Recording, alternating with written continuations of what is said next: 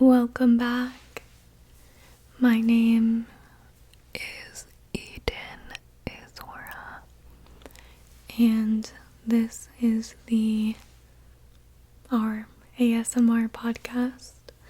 I believe this is episode 7, and we are recording this rather late in the day today. It's about 6:30 p.m. so it might start getting darker as we talk. But yeah, it just rained a short time ago, so it looks so nice outside, and there are so many dragonflies flying around. And I like to just call the dragonflies dragons. So I was sitting outside for a couple minutes with all the dragons flying around me, and I thought that they were so pretty. There was a red one, like a dark red, and there was a few that were blue and green. Like the long part of their body was blue, and then the front part was green. And there were a few golden ones as well. So it was really cool, and they were flying around me and really close to my head. So I was enjoying that. Yeah, tons of dragonflies everywhere. But yeah, I'm wearing my SpongeBob shirt. I got this at Dollar Tree the other day. It was $5 though. But still not too bad for a shirt. So I got it. And my sister got the same one. So we could match, I guess, if we wanted to. But I love Dollar Tree. That's where I got this notebook also.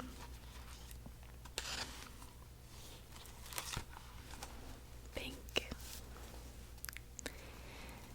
Pink was my original favorite color as a child. And it's this kind of pink specifically.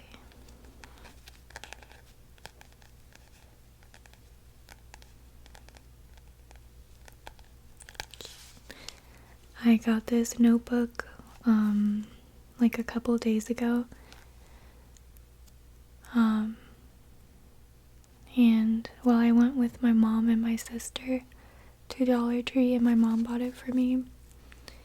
And I was really excited because there's nothing better than a fresh notebook that has nothing written in it yet, and you can designate it for whatever you want. Whatever you want.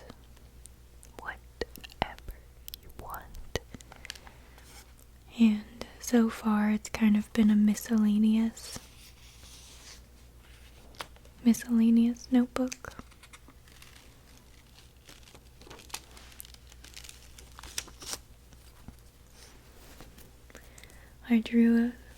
I outlined my hand right here,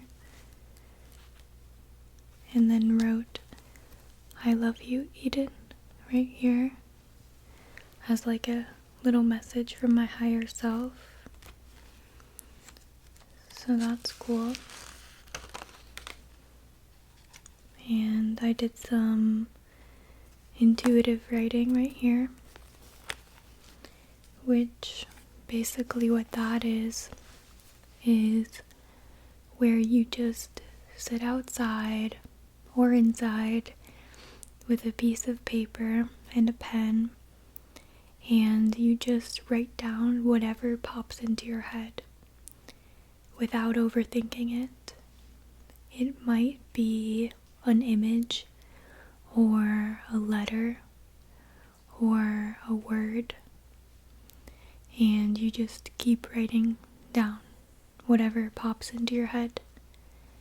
And I don't know, you can get some kind of cool things out of it. But I've been doing that lately, and more just for fun and because I kind of had the natural desire to do that. But who knows if it could lead to something? You never know. But yeah, so I did that, and then I also made some other notes. I want to do one of these episodes about my spiritual awakening, and my awakenings multiple, because awakening is not just a singular event. So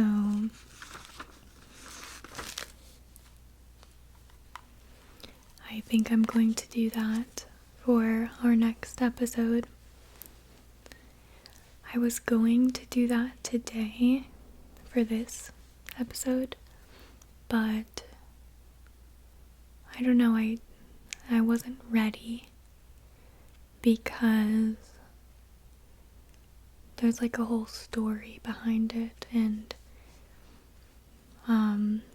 I just want to make sure that I have it all straightened out and that I cover everything that I want to cover when I tell you about it. So check back in next week, and most likely that will be the episode. But yeah, so I have pages and pages of notes about that I wrote the other day, and I'm really excited to share that story with you.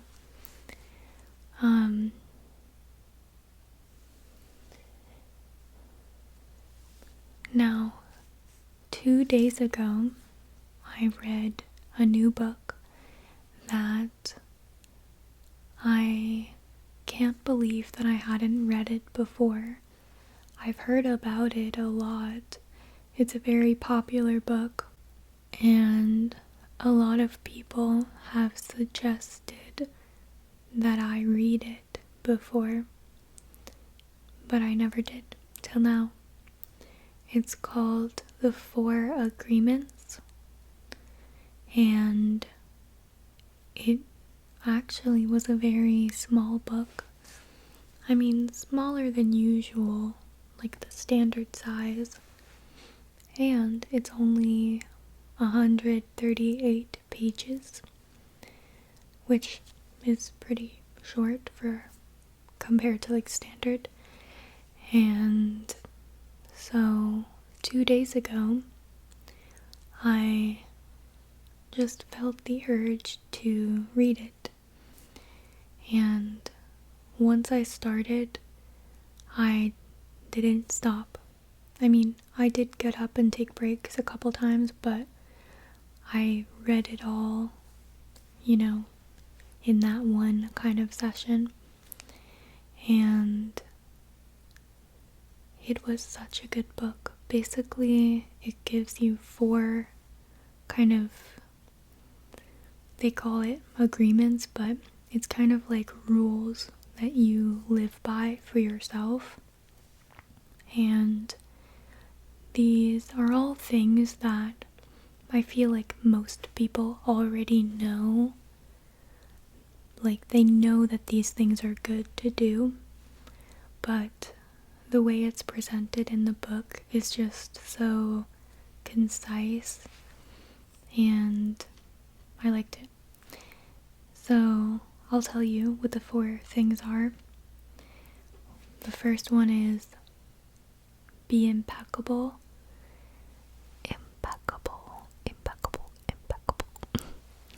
With your word. So be impeccable with your word. And the author explained that impeccable means without sin. I guess like the root, the Latin root or whatever, that's what it means. And so basically what they're saying is use your words in an intentional way that is going towards love and light and truth. And don't use your words to hurt people or inject poison into other people. And don't gossip or things of that nature. Which, yeah, is like, it's one of those obvious things, but just being reminded of it and having it broken down like that is really good. And I think for something that's so obvious, I think a lot of us tend to forget it, and sometimes it can be easy to fall down that rabbit hole of gossip and kind of connecting with others over negativity.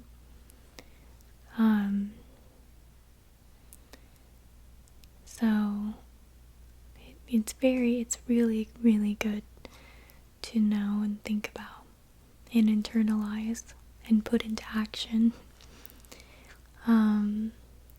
The second one was, oh yeah, don't take things personally. Don't take things or anything. Don't take anything personally. And that is a big one that I need to really put into action. As much as I intellectually understand that concept, I still sometimes get hurt by the things people say. And it's really true what the book says, which is that what people say to you has nothing to do with you and everything to do with them. So if somebody says something rude to you, you shouldn't take it personally, because if they didn't say it to you, it would be to someone else. They're hurting inside and they want to hurt others, and so they're going to do that regardless of who you are. If they are a critical, negative, hateful person, they're going to carry that with them. They weren't a nice, kind person and then they saw you and you made them be critical. That's not how it works. Kind people are kind. Critical, hateful people are like that, and if they interact with you, they're going to be spewing their same BS that they always are. Which is really good to remember. And yeah, it helps you keep your power instead of internalizing the criticism of others constantly. You can just, take it with a grain of salt. The third agreement was don't make assumptions. This is another one that I really need to work on, because I have this thing, because I feel like I have really good pattern recognition, and that is really cool. And sometimes when just given a little bit of information, I can figure out the truth without having all of the pieces of the puzzle. And a lot of the times it's accurate and I'm right, but there are times when I get a couple of clues and I don't know the whole story, but I use my intuition, fill in the blank, and it's completely wrong. And instead of asking the person and getting that clarification, I will just believe my assumption, basically, my little story about them, and I will treat that belief like truth because it feels true to me. And so it's important to be careful. And yeah, like for me, I'm going to keep using my intuition, duh, and I'm going to utilize my pattern recognition and still read between the lines and figure things out, whatever, but I'm going to work on building that habit of asking questions instead of just assuming that I know and carrying on with the belief that's just based off of assumption alone. And I think that's very common. I think a lot of people make a lot of assumptions and just take it as fact. So interesting. And then the last one, the fourth one, was always do your best. And that, I think, I'm pretty good at, if I do say so myself. But what I mean by that is, I think my whole life I've been somebody who is very earnest, and if I do a bad job of something, it's not on purpose. I'm pretty sure I am not one of those people that uses weaponized incompetence, which is where you pretend you don't know how to do something, or you do it badly just so that you won't have to do it anymore. For me, pretty much anything that I'm doing, for the most part, I will do my best. I mean, I guess there are times where I kind of half-ass it, but that's just because I don't have the energy. You know what I mean? So in a way, it is my best. I'm thinking specifically about, like, being messy. I'm the type of person that I really prefer to live in an organized, clean, calm, safe environment, and I set things up in that way.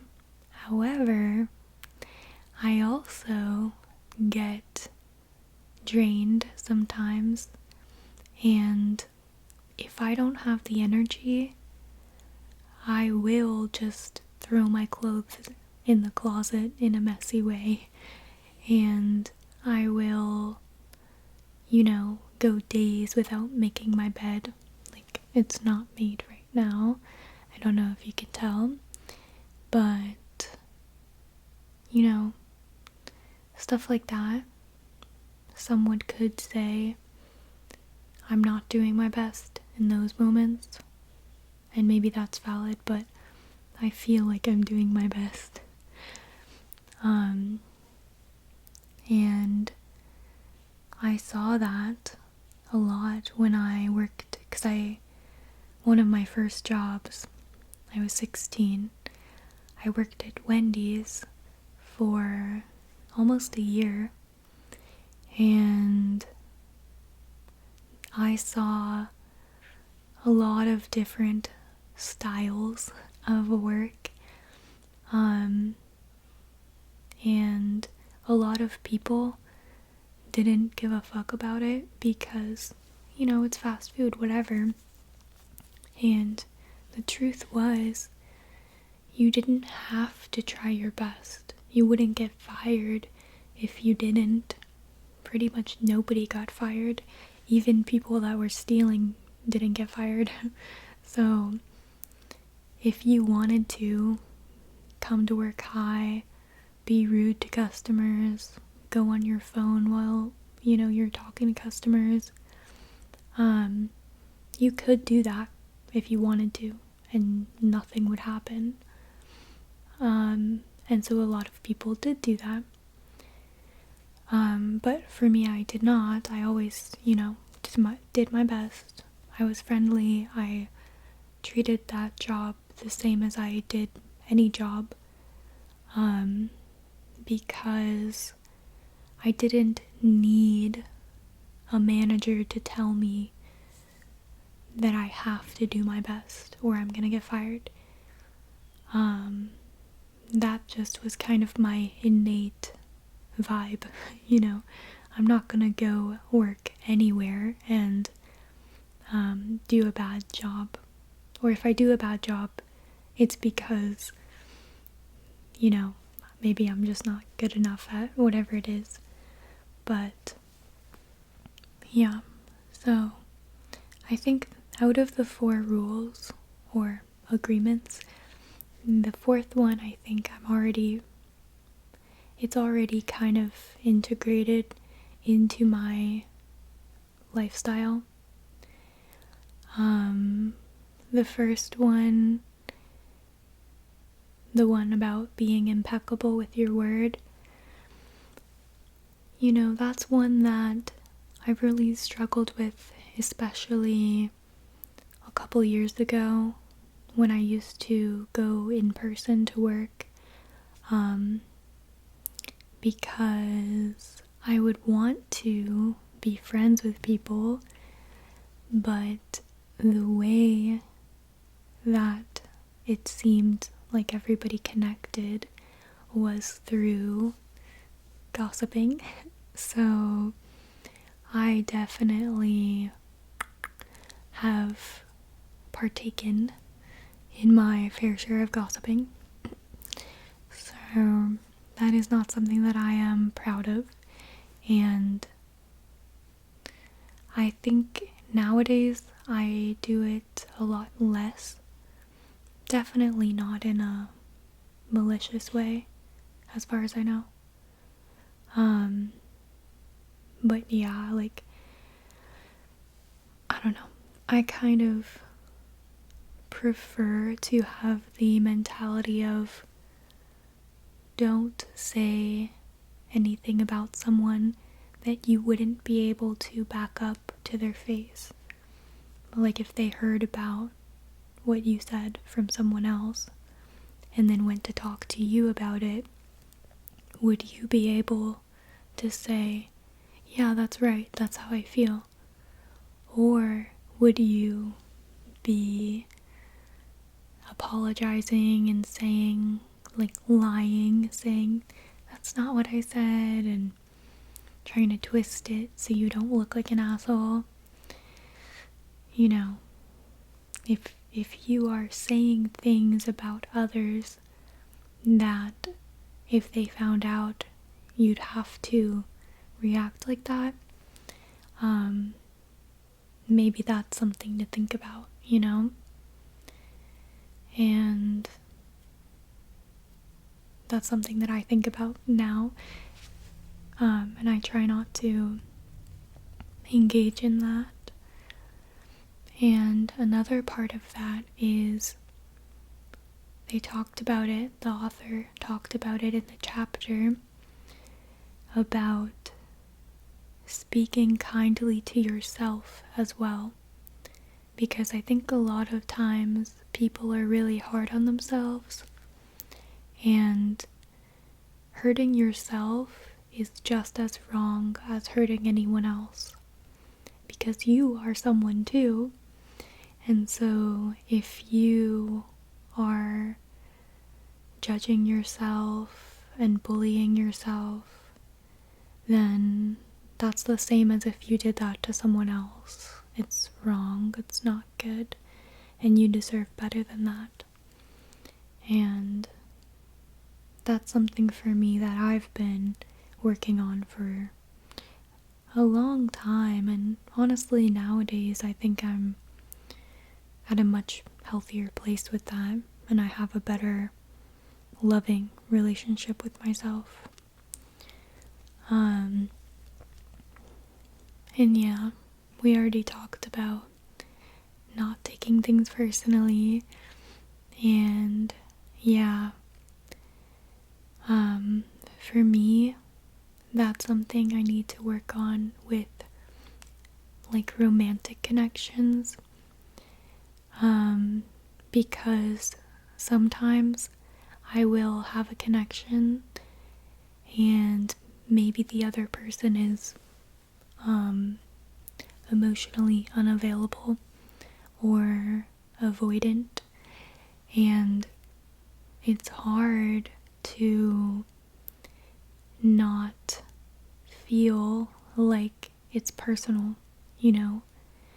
And if you start thinking about it like that, where you try to change yourself or you try to act in different ways, play games with the person to see, you know, if I do this, maybe that will get them to react in this way, and maybe they will like me, or maybe they'll feel something for me.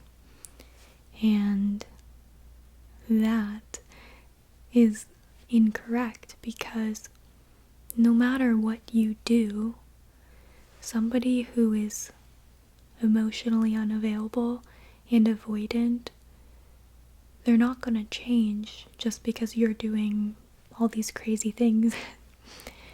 They're still going to feel like that. They might think it's interesting that you're doing that.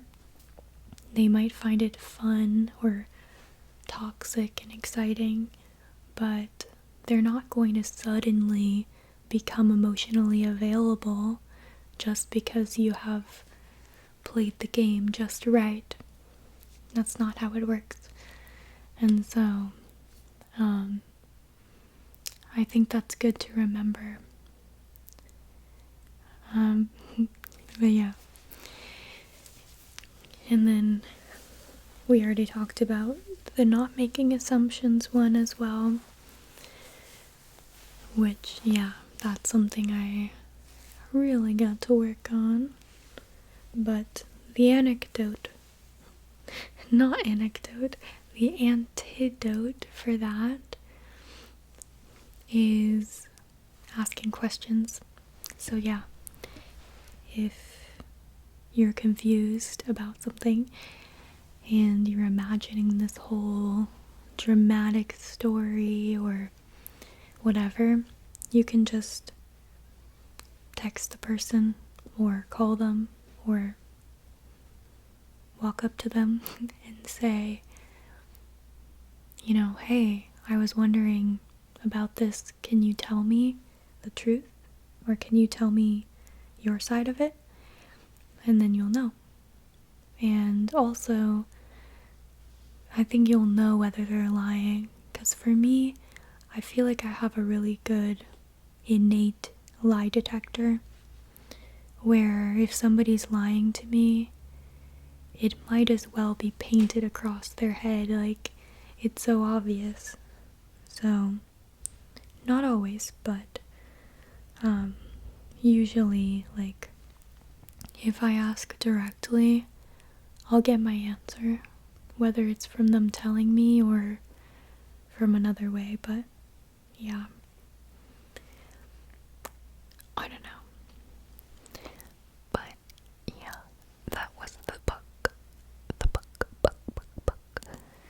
the book that I read. And another thing that's weird is somebody commented on my video that I had posted the same day, I think, that I read the book. I posted a random video on here, and a lady commented suggesting that I read that same book that I had just read. So that was cool. A little synchronicity. But yeah, it's really good. I really recommend it. Especially if you are wanting to get into self-development, but you don't really want to read like a giant ass book, and maybe you find all that world confusing, and sometimes it can be a little bit like it feels like everybody has a book and everybody has their own opinions and it's complicated. There's a lot.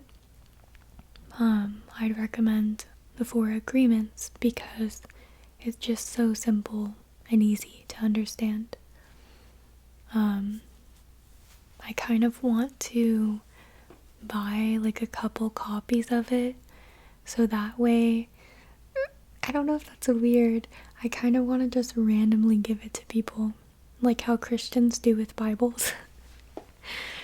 I don't know if that's overkill, but yeah, that could be cool. So maybe I'll do that, or maybe I won't, because I don't want to be trying to control people's journey, and it's nice to give people books, but it's also like, it can be a bad vibe sometimes, because it seems like you're trying to force them to change, which is wrong. Like, obviously, if they want to change, then they will seek it out. That's what being a seeker is all about. Trying to force your worldview down someone's throat unsolicited is, I think a lot of times it can actually make people more resistant, and they might actually like be completely turned off from that world because they feel like you're trying to, force their face into it, and they might go in the opposite direction. So it's better just to, not force things at people,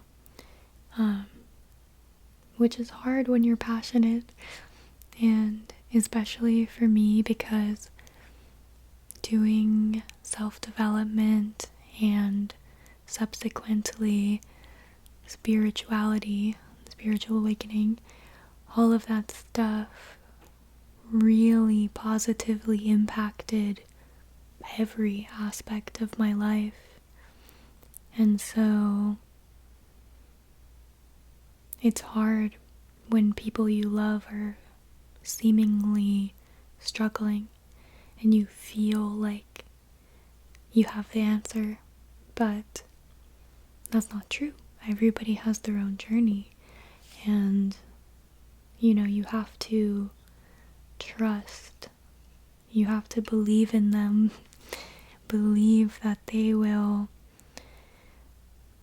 get to where they need to go, and they will if you just relax, focus on yourself. So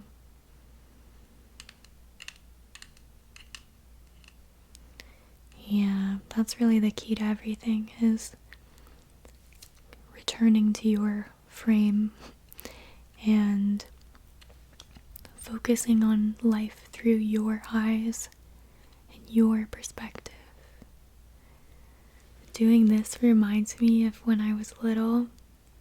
I would always catch like the little frogs outside, and I would have my hands like this, and I'd open it and there'd be a little frog or salamanders. I'd have like 5 salamanders at once in my hands, and they'd be all squiggly and alive. You could just feel all of the life in there. And it's funny because I used to be in nature a lot as a kid. I would play in the mud and just be barefoot all the time in the woods and by the stream, and just outside all the time and playing with the animals like salamanders and frogs and worms and stuff like that.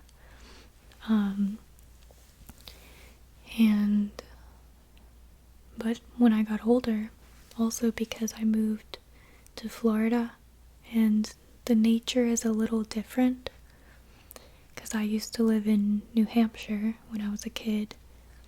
So going to Florida, where there's fire ants and alligators and snakes, and you just feel like maybe nature isn't as safe because it's different. And so in a weird way, I kind of felt afraid to interact with the nature as much in Florida, or Texas too. They have scorpions there and tarantulas.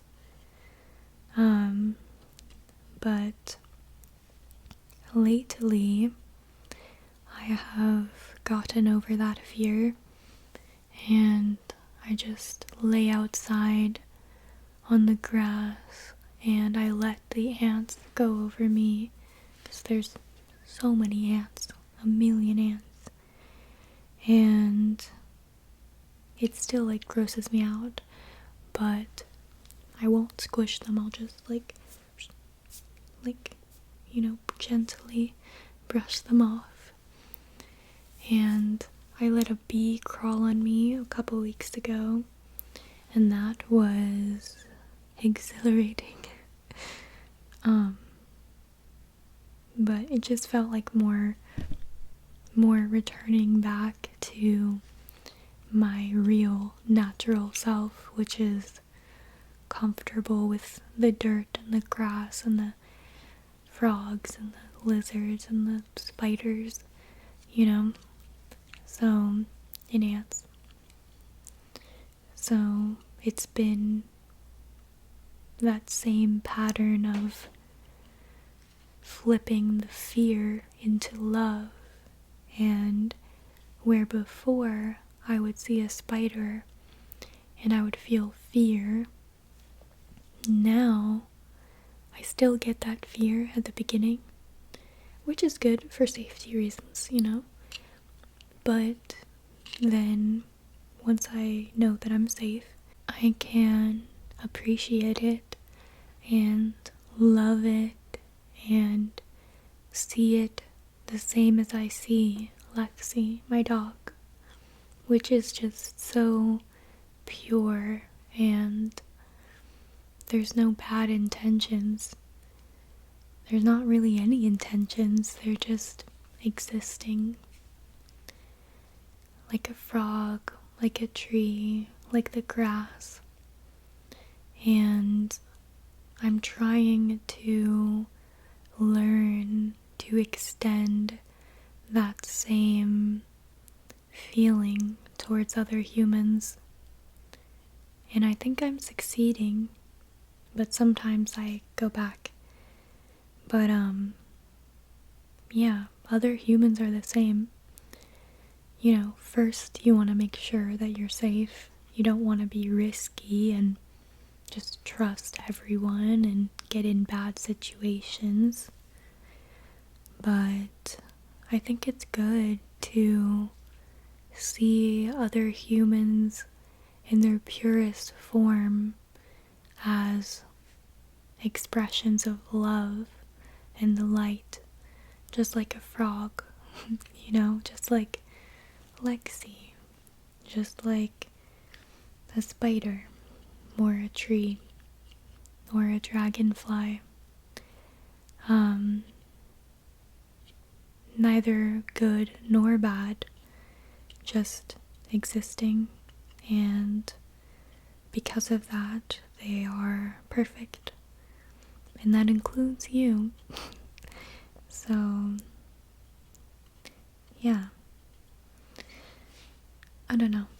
But talking about ants, this is another thing that is something that like weirdly actually bothers me.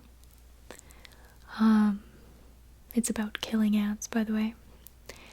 So, the world that we live in has a lot of selective morality. And the more aware you become of it, the more ludicrous it becomes to you. Because there are random things like sexuality between consenting adults and nudity that are demonized, and then there are really horrible things that are normalized, like the killing of animals, which I don't want to get into that because I know a lot of people eat meat, and I have my whole life up until December, January, and I still drink milk, and horrible things happen to get milk.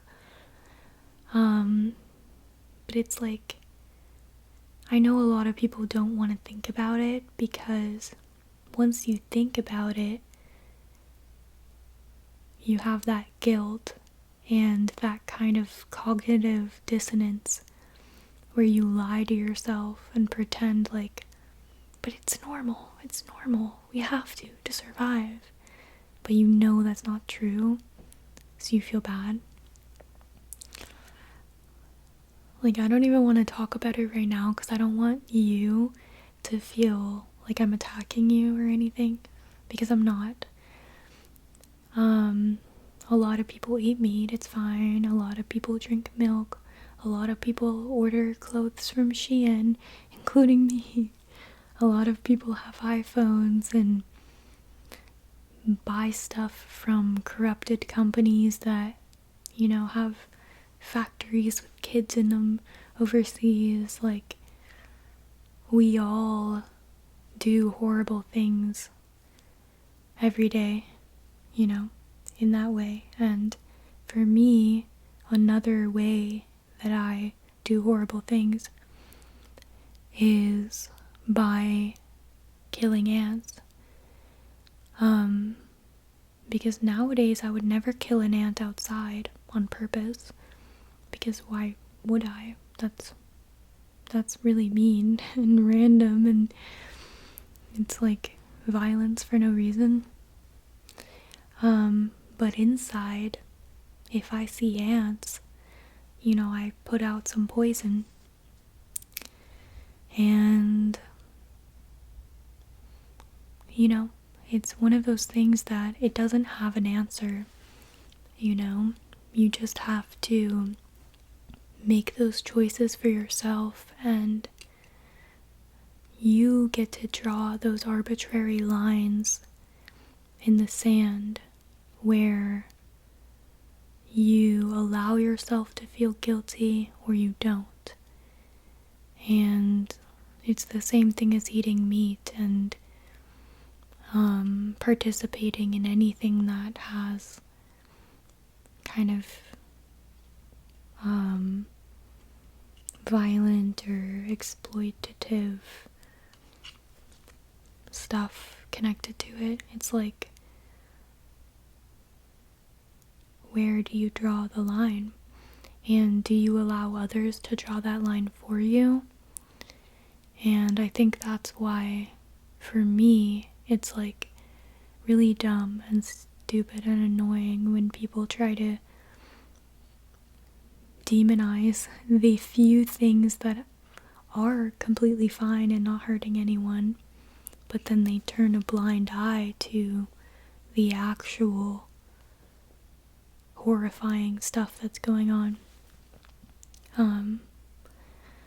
But I don't know, I think we all grow and change and evolve, and clearly over the course of hundreds and thousands of years, societies and cultures change, and morality, their general consensus of morality, changes with it. Some really horrible stuff used to be completely normal a couple hundred years ago, specifically towards, certain groups of people. And now everyone knows that's evil. But back then it was like, I think people knew it was evil deep down, but they normalized it, and with every horrible thing. That's what happens. But I don't know. It's tricky, and it's not really a conversation that needs an answer. So if you're typing out a paragraph trying to tell me, what you think would solve this, sure, go ahead if you want. But what I mean is, I'm not saying this because I want an answer. I'm just saying this to express thoughts that I have and share it with you, because that is something that I ponder. But yeah, I think we're doing good, as humans. We have come a far way. We have learned a lot of lessons. We, as a collective, have done horrible things and really good things. And I think as a collective, we are growing and waking up and becoming more loving and more accepting. And, as you grow, a lot of what used to be in the dark has to come to the light in order for you to look at it and deal with it and heal. And so I think that's why sometimes people think that, this is a bad time in the world because all of these things are coming out and getting exposed, and all of these people are having the truth revealed about them. And I think people get scared because they think that everything's awful, but in reality, I think it's a really good sign, Things are changing, and in order for the new to come in, the old has to come up and out, which sometimes is no fun. But yeah, I'm excited for the future, and yeah, it's kind of random. I didn't really mean to talk about that, but whatever. I will say something that is interesting about these podcasts that I've been doing is I do forget what I have talked about, because I've only done a few of these so far, but when I think about the other episodes, I kind of have no clue what I said, to be honest. Even the other day, I was on my YouTube page and I clicked on my last podcast episode that I literally recorded a week ago, and I was watching part of it, and it was almost like I was watching somebody else's podcast because I completely forgot that I said it. Well, not any of it, but like some of it I forgot I said. So it was kind of cool to listen to because I forgot. So I was like, good point. Like listening to it like it's a stranger. But yeah, I don't know. I feel like I have good long-term memory and not as good short-term memory.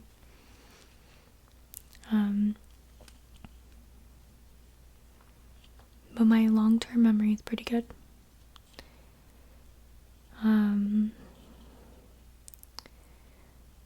Yeah. Another thing is I'm going to talk about how sometimes in life you can feel like you're stuck in the same cycle, and it feels like, oh my god, I've been trying to change for so long in, like one specific area, whatever, and it feels like it's a never-ending cycle that you keep returning to. And you do all the things you're supposed to. You get clear about your desires. You set your intentions. You release your old limiting beliefs. You take inspired action. And you let go. You give it time and space, but the problem lingers. And then one day you wake up and it's different. Something changes. And it's just like that. It's so fast. That's how meaningful change happens. There was a TikTok actually that I reposted, I think, that there was a guy who was saying that. He said, it happens small until it happens big. And that's the truth with change. You do all the little small things to change, and it feels like you're not getting anywhere. And then one day you wake up and you're different, and you realize, like, I'm not doing that old behavior that I used to have as a crutch, like I used to compulsively do, and now I just can easily not do it. And it's almost magical. It's like, what? How is that possible? But all of those days in between where it looked like nothing was changing, it might have felt like nothing was changing, but you were holding on to the new belief and the desire and the intention to change. And then once the change is finalized, there's no going back. You're in. It's done. Your old life is gone in whatever aspect you're working on. Which, at least for me, I have many areas of my life that I work on and I try to improve. And you work on one area and then you get it, things change, you give up your old bad habit or whatever, but then you have a new area to look at, which is fun. But yeah, you have to remember to be here now, because that's something I heard in another TikTok. I think it was Abraham Hicks, I think. she said, the destination is just an excuse to go on the journey, which I thought was beautiful because, you can have all these goals and desires, but really the most beautiful thing is not when you get there and when you accomplish everything. It's about becoming that person and watching that transformation, like a little plant, You put the seed and it slowly grows and gets bigger and then blossoms. And it's not just about walking up and being like, bam, there's a flower. I mean, they're pretty too, obviously, but that whole process and watching that is 10 times, 100 times more magical than just looking at an already done flower, And the cool thing about being a unique human is that you get to watch a flower grow from the inside out, and you get to witness the transformation from a perspective that no other human will ever witness. Because even though everything's been done, everything's been said, everything's been learned, it's never been done in the way that you will do it. And so, even though other people might relate with your specific journey and your unique struggles or whatever, there's nobody else that is you.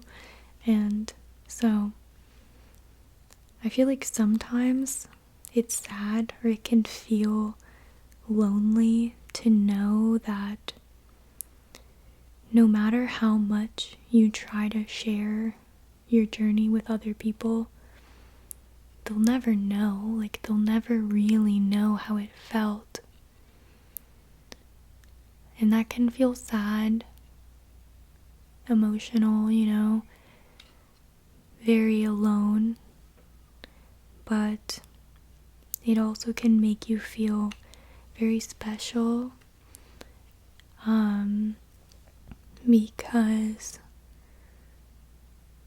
when you kind of think of yourself as the awareness,